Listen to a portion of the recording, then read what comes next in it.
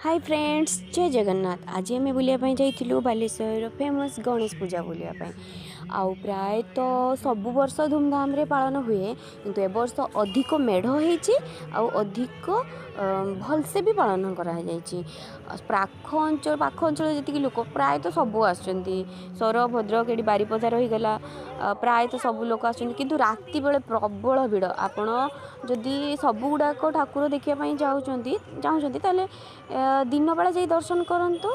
आउ राति हेले टिके अधिक भिड़, किंतु राति रे देखापी खुशी लगे कहीं लाइट फाइट टिके रही। आउ खाइबा तो बेस्ट मिलूँ माने अलग अलग फूड मिलूँ। आपण आसतु देखंतु आम बालेश्वर किभली माने सेलिब्रेशन होउची। आउ तो प्राय तो 2 दिन रहिबे।